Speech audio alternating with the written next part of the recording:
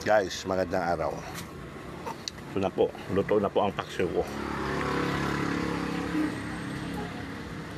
Uy, natutong.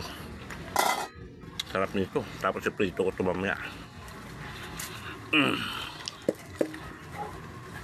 Yan guys. Sinadya ko talaga to. Nagkaganito.